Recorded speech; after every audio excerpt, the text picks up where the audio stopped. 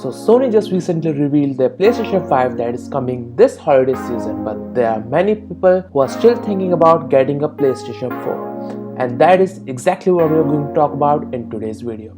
Hey guys, my name is Sangal Saab, and in today's video, we're going to talk about whether you should buy a PlayStation 4 or wait for the PlayStation 5 to release. So without further ado, let's just get started.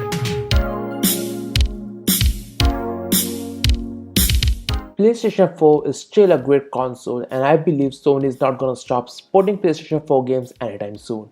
But if you do buy a PlayStation 4 right now, you'll be missing out on some of the PlayStation new features like haptic feedbacks, 3D surround sound, and more. But to be honest, no one really knows how these features really gonna turn out. You might regret waiting to buy a PlayStation 4 for nothing. Sony also doesn't have the best track record with their new generation consoles, from PlayStation 2 disc era, PlayStation 3 cost structure, and the discontinued PlayStation 4 launch variant, which no one really wants to talk about.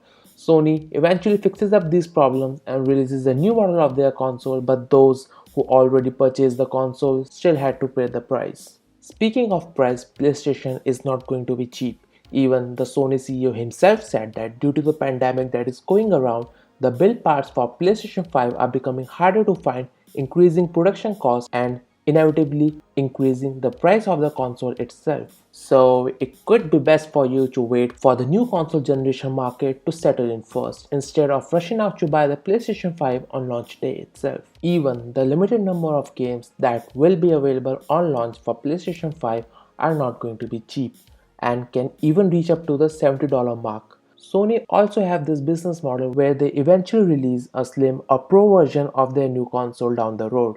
Happened with PlayStation 2, as we got PlayStation 2 Slim, we got PlayStation 3 Slim, PlayStation 4 Slim, and even a PlayStation 4 Pro. And according to me, that is the best time to get those new console and move to the next generation. As by that time, the next gen market had already been settled in, so you will have more games to play instead of the limited ones that will be available on launch, and you won't even have to pay the hefty price that they will be slapping on the PlayStation 5 for now. So I think if you are considering to buy a PlayStation 4, then you should definitely go for it. I don't believe the developers are gonna stop making games for it just yet, and it's still got at least a year or two in it. So these were my thoughts on whether you should buy a PlayStation 4 or wait for the PlayStation 5 to arrive. Tell me what you guys think down in the comments, and I'll see you next time.